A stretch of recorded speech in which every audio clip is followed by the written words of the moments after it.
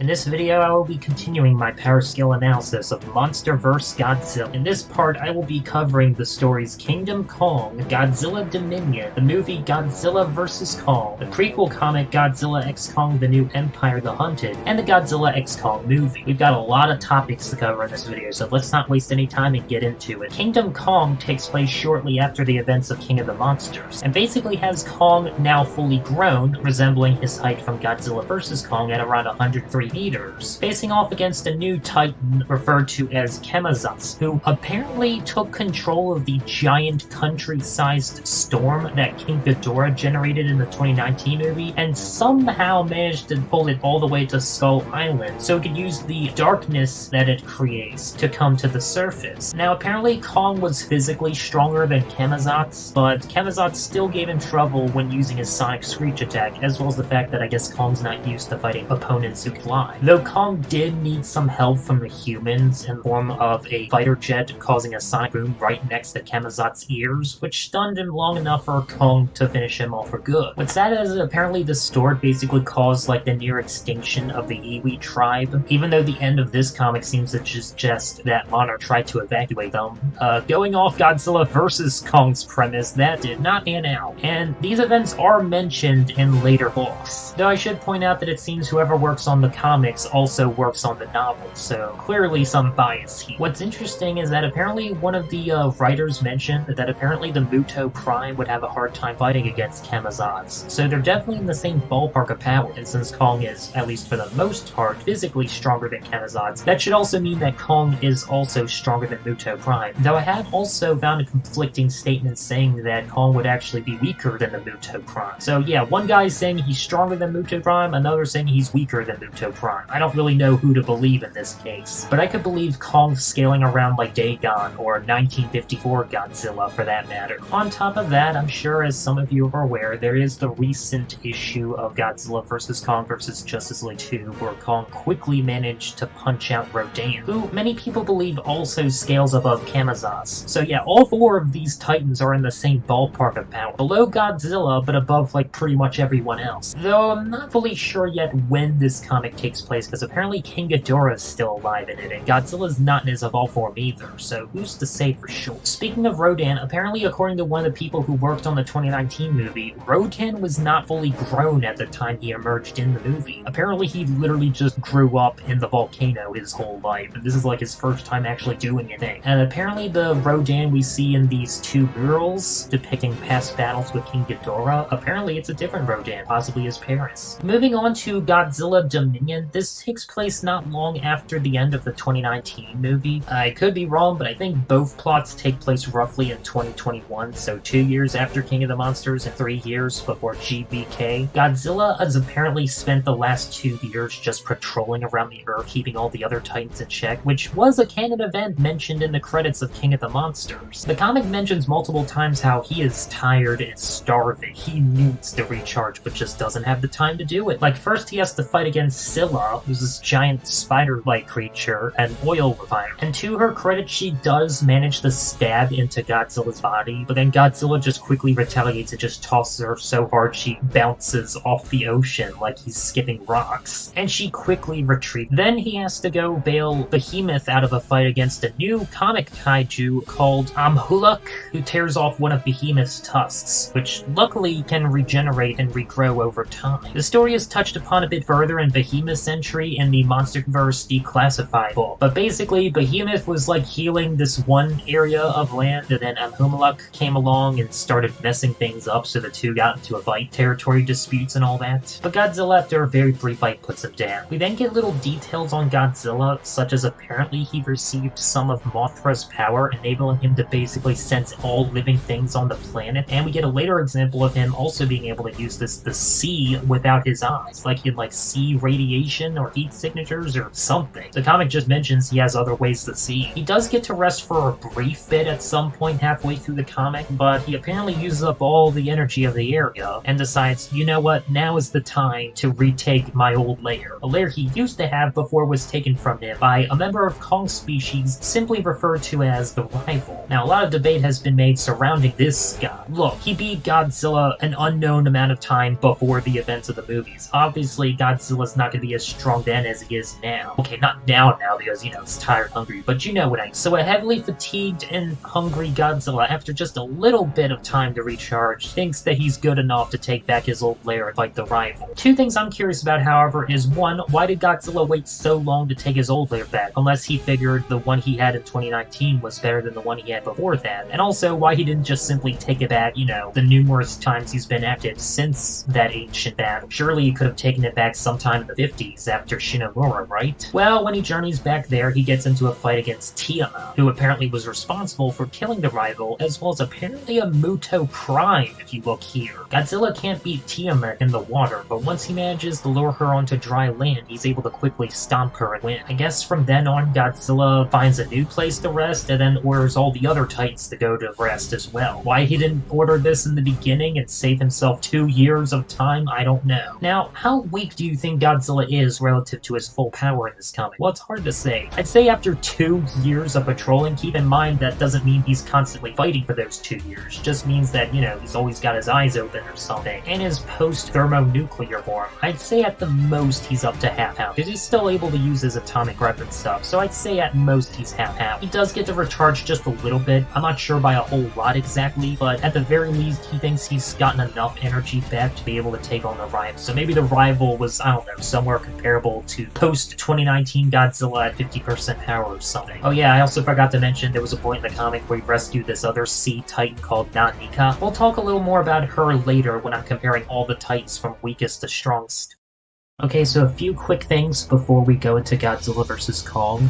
First off, I found a picture of the page from the Godzilla 2014 novelization showing Godzilla smacking the female Muto's head clean off, so that was nice, the bind, finally. Godzilla vs. King Ghidorah. Apparently, according to this one statement, King Ghidorah woke up a little weakened, a little disoriented. He's been asleep way longer than Godzilla, to be fair. There's also this one passage in the novelization during the Boston fight that said Godzilla was slaughtering King Ghidorah, so it sounds like a massive strength advantage on Godzilla's part. But then the Godzilla vs. Kong novelization, reflecting back on that same fight, it said that they're basically evenly matched, and that if it wasn't for Mothra being there, Godzilla would be killed. But also saying it was because it was like a 2-on-2 fight with King Ghidorah and Rodan versus Godzilla and Mothra. And prior to King Ghidorah's power-up, he was roughly evenly matched with the powered-up Godzilla. And as mentioned before, King Ghidorah gets not one but 2 power-ups. First, there's the one where, he gets the energy from the electrical grid, and then there's the second power-up that I don't see many people talk about, where he partially drains Godzilla's energy right before he goes thermonuclear. But yeah, so I would say officially at the start of the 2019 film, Ghidorah, even in like a partially groggy, sleepy state, is still above Godzilla, and during the climax of the movie, after Godzilla's gotten his own power-up, and presumably Ghidorah's had a bit of time to get situated, they're evenly matched. Case in point, the novels keep flip-flopping on whether Godzilla was stronger than Ghidorah at the Boston fight, or just evenly matched. Also, apparently, King Ghidorah wasn't trying as hard when fighting against Rodan compared to Godzilla, saying that it's like, hey, if he can get Rodan to submit, he'll take it. I'm not really sure what the point of this is. Maybe to just make Rodan look a little better. I mean, put it this way, Rodan versus King Ghidorah took longer than Godzilla versus Scylla. Now going into Godzilla vs. Kong, a few interesting things about Kong. So apparently, Kong is not at 100% here. According to both Adam Wingard, the guy who made the movie, and the writer of Kingdom Kong, Kong has actually kind of diminished in strength due to the unstable situation of Skull Island, as well as the fact that he's basically huddled up inside of a dome. Which, yeah, that's to be expected. Probably a lot of the prey that he's used to hunting probably don't exist anymore. I'm not even sure how the humans and Monarch have been keeping it fed. Apparently, when Skull Island was in its prime, it was helping keeping Kong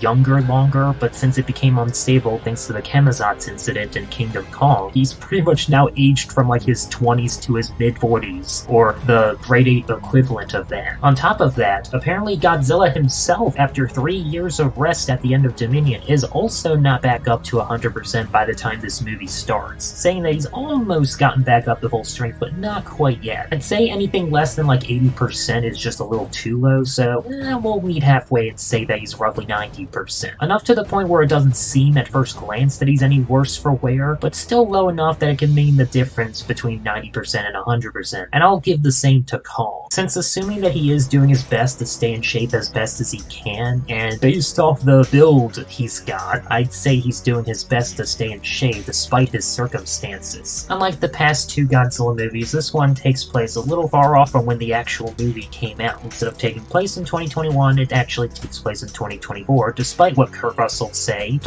This film starts after 3 years since the last encounter with the Titans.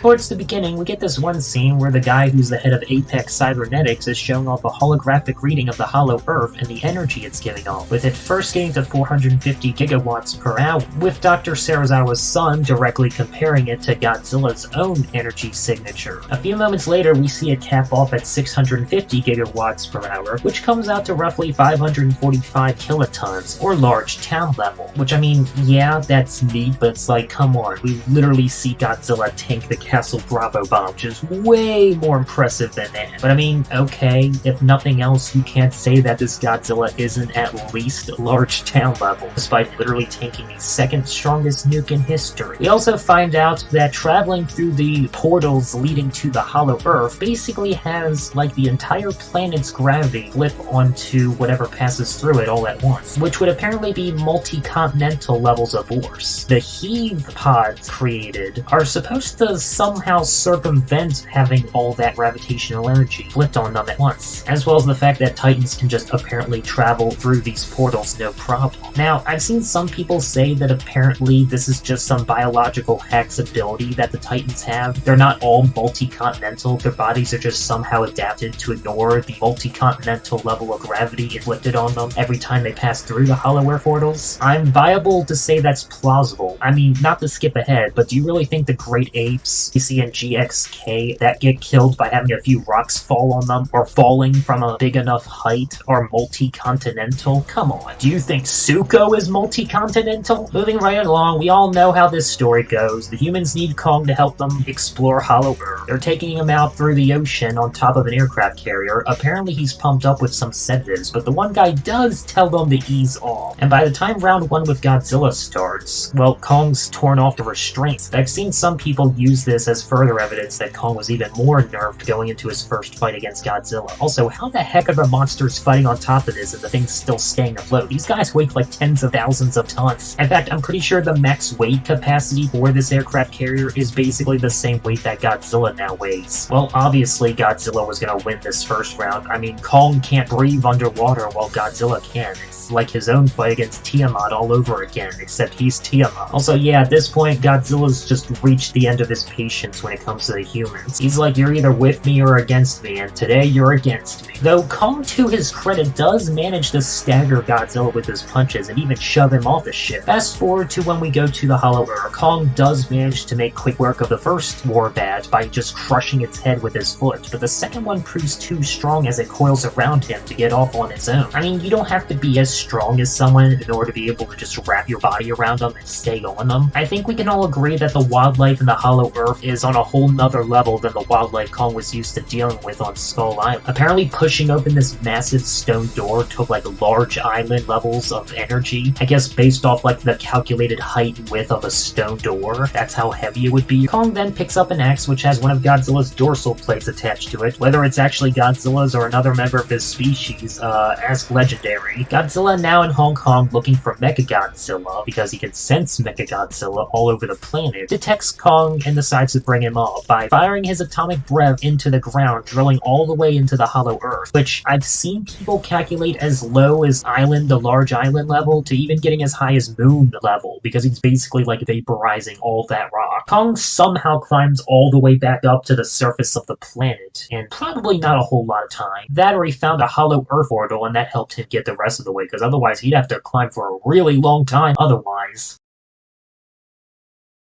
So begins round 2 of Godzilla vs. Kong. To Kong's credit, he does not start off using the axe for a while in the beginning. He wants to prove that he doesn't need the axe to at least knock Godzilla around. It's almost like he's only using the axe whenever Godzilla starts using his atomic breath. Like the axe is just the great equalizer. Which, if that's true, then I gotta say, that's quite honorable of Kong to do so. Once again, even though his physical blows really aren't harming Godzilla, it is still sufficient to knock him around a bit. But once Godzilla starts using his atomic breath, Kong brings out the axe, hands, and he's able to slice into Godzilla's thigh, which leaves a scar which I think you can still see even at the end of the movie. There's a point in the fight where Godzilla does manage to hit Kong square in the back as he's leaping through the air with his atomic breath, and other than it just mildly singeing his fur on the back, we don't even see like any burn marks or scars, so it didn't really burn that much. And yeah, we see Godzilla laugh as he does this, which again is a good show of his intelligence feat, that he's even capable of experiencing laughter and sadism. But also notice that as soon as he hits Kong, he stops firing. You know that Godzilla can,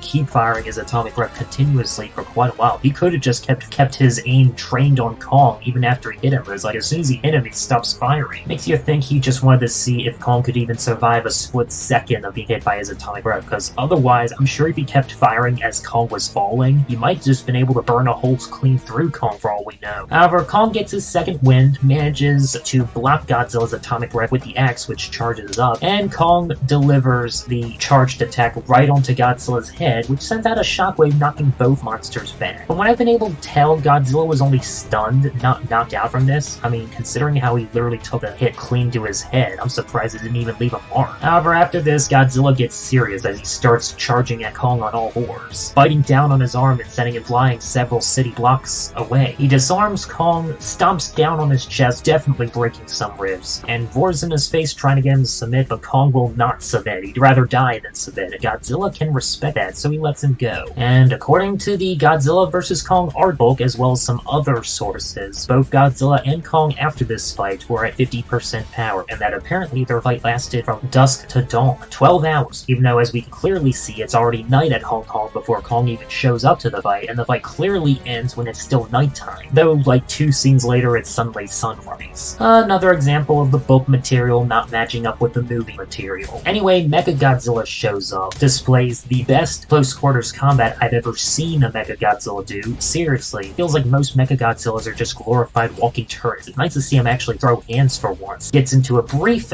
beam clash with Godzilla before overpowering him, and we actually see the blast that he lands on Godzilla leave a scorch mark on his chest that's still there at the end of the movie. Adam Wingard basically said that the only way Mechagodzilla might be able to kill Godzilla is by basically mimicking the kiss of death technique that Godzilla himself used on the female Muto. But I don't know. If just getting hit by the proton scream for just like a split second left a burn mark like that on Godzilla for the rest of the movie, imagine if he just kept firing at Godzilla's chest for like a whole minute, a la what Godzilla did with the Hollow Earth atomic breath blast. I'm sure he could probably burn a hole through Godzilla if he just kept firing long enough. Apparently Mechagodzilla has enough power to run for 24 hours after all. Also, he apparently cost $3 trillion to make. But then Kong gets back up after being given a little jump start help, and together they're still only barely able to contend with Mechagodzilla, with him being short-circuited for just a brief moment, which just gives Godzilla the moment needed to use his atomic breath to charge up Kong's axe so he can just cut through Mechagodzilla like butter and then decapitate him. The two basically agree to a truce where it's like Kong will stay in the Hollow Earth and Godzilla will stay on the surface. 2 kings, 2 different kingdoms. Adam Wingard has pointed out that if Godzilla had not fought Kong in Hong Kong, the fight could go either way between him and Mechagodzilla, but remember what he said earlier. He also said that Godzilla wasn't even at 100% going into this movie, so I'd say that Mechagodzilla's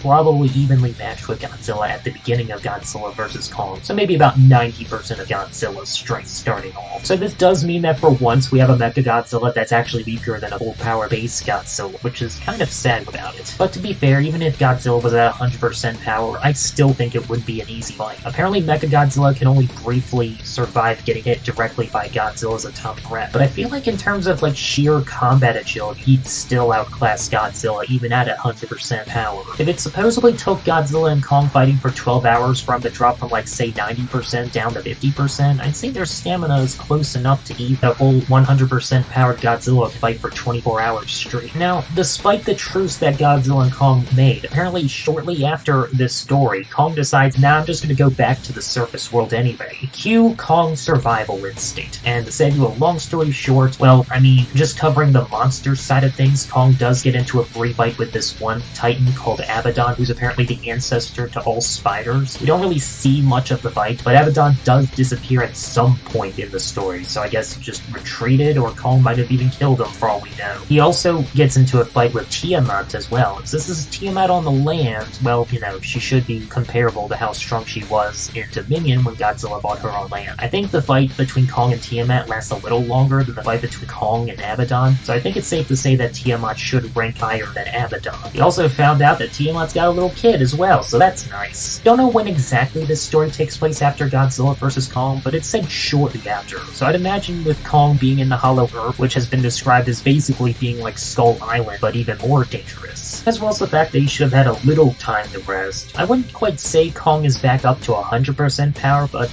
I'll be generous and say that he's maybe like halfway to be back to 100%. And yeah, I would say going off like say power levels or whatever, that would be sufficient to fight Tiamat on land. And well, we don't really have anything to go off of with Abaddon. Fast forward to 2027, which is the confirmed year that GXK takes place in, at least according to the novelization. Scylla decides to go around all over the world, absorbing all kinds of nuclear sources in an attempt to power up to take on Godzilla. Meanwhile, Godzilla's chasing false signals being sent by this rich tycoon guy who's gearing up to go Titan hunting with his own Titan Huntermen, training against the smaller, weaker wildlife of the Hollow Earth. Also, apparently this thing only costs like a sixth of the price of Mechagodzilla, only being like 600 million versus Mechagodzilla's 3 trillion. He gets into a brief fight with Kong, and to be fair, it is strong enough to at least stagger Kong, but Kong's physical punches are starting to do damage to the Titan Hunter, and he basically suplexes it off a cliff. And you can imagine how that went. I'd say the Titan Hunter by itself is like low Titan tier. It's like, yeah, he was training against like the smaller creatures. Like, he did not think he was good enough to take on like the actual real Titans yet. By his own admission, he was literally just training against like Skull Island tier stuff, which, you know, isn't even on the same level as Titan. The comic basically ends setting up the fight we see at the beginning of the GXK movie with Godzilla fighting Scylla, who has had quite the nuclear buffet.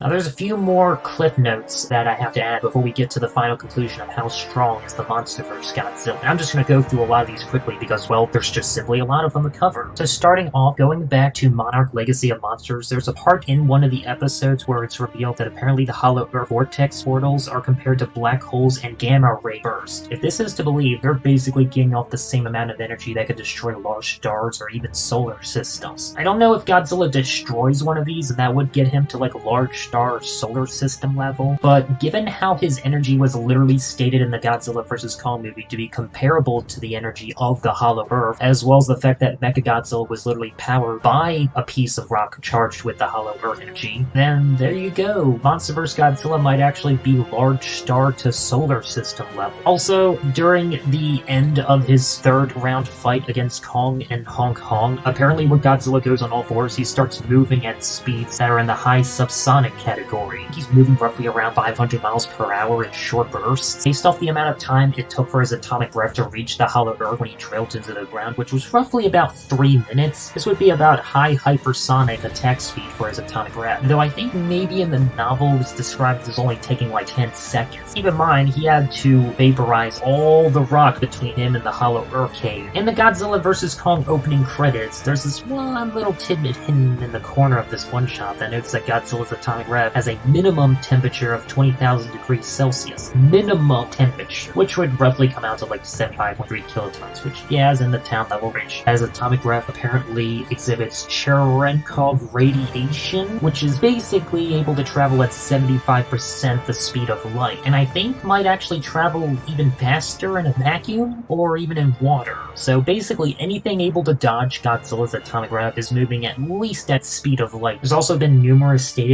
saying that his atomic breath exhibits nucleosynthesis, which has been confirmed as far back as the 2014 Godzilla version, which, if you don't know, has a temperature of basically 15 million degrees Celsius to possibly as high as 17 million degrees Celsius, which I don't know if you remember, but is way hotter than Heisei's spiral atomic breath of 1.2 million, as well as apparently his atomic breath being the most powerful weapon in nature, which, depending on how you interpret the term nature, could mean anywhere from stronger than this natural disaster that happened, to again being more powerful than gamma ray bursts in space, which would again be solar system level, and apparently would also rank higher than the hypothetical magnitude 12 earthquake, which would be large country to possibly multi-continental. I mean, going back to the Muto Prime, apparently she can inflict multi-continental damage, but it's by like striking the Earth's pressure points. Well, here's a little idea guy has. See, sometimes attack power can come out as like either a knife or a sledgehammer. A sledgehammer will do a lot more surface damage to the wall, but not quite penetrate as deep. Well, the knife won't really do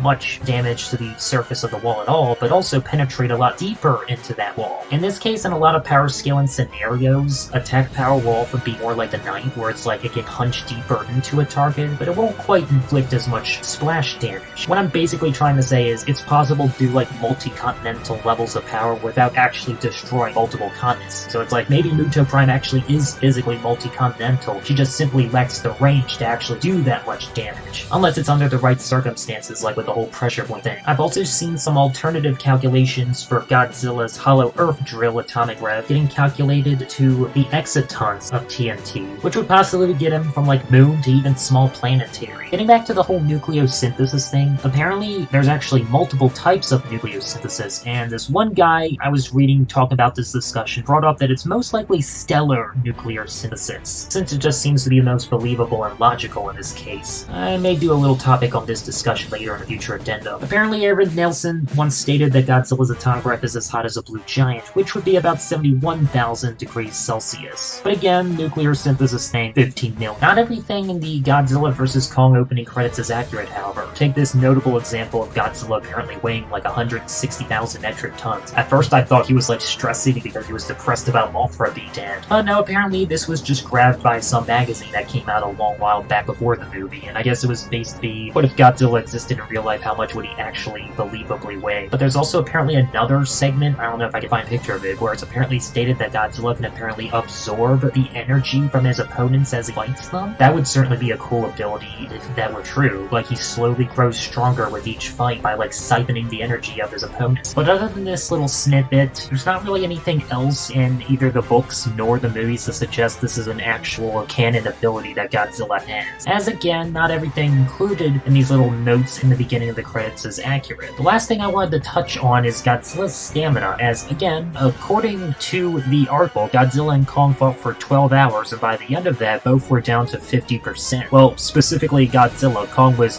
kind of dying, and he literally had to have the heave jumpstart his heart, which took enough energy to like light up all of Las Vegas for a week. And as noted before, both, even at the beginning of the story, weren't even at 100% power to begin with. So it really makes you wonder, at full 100% power, how long can both Godzilla and Kong fight? If fighting for, say, 12 hours only dropped them from, like, say, I don't know, 90% down to 50%? Apparently Mechagodzilla at full power can also fight for 24 hours. Though I do wonder at what percentage Godzilla was at after using his Hollow Earth drill, and if that might have brought him a lot closer to 50 than 90%. I mean, we already know he can take a beating for quite a while, because Mechagodzilla was beating on Godzilla for quite a while before Kong stepped in. If Godzilla at 50% is taking beatings from Mechagodzilla, who should be even to whatever percentage Godzilla was at the beginning of the movie, which is a lot closer to 150, then that means Godzilla is still able to take a beating from opponents that are possibly almost twice as strong as him for quite a while. With the only attack that seemed to really down him for a notable period of time was the proton scream that Mechagodzilla unleashed on him. I'd even argue it didn't even do as much damage compared to the massive electric outburst that King Ghidorah launched upon powering up with that power grid near the end of King of the Monsters. Not only did that heavily burn his body, but he was pretty much down and out for the rest of the fight until Mothra gave him some energy, as well as him finally entering his thermonuclear form. But we've still got one more story to cover before we can officially wrap up this Godzilla. The Godzilla x Kong The New Empire movie. For now, though, we've gotten possible upgrades to both his attack potency as well as his attack speed, and I guess just regular speed in general, as well as having a better idea of how long his stamina can last in battle. But there's quite a lot of feats to garner from both the GXK movie and novelization, so I hope you'll join me then, folks. Take care.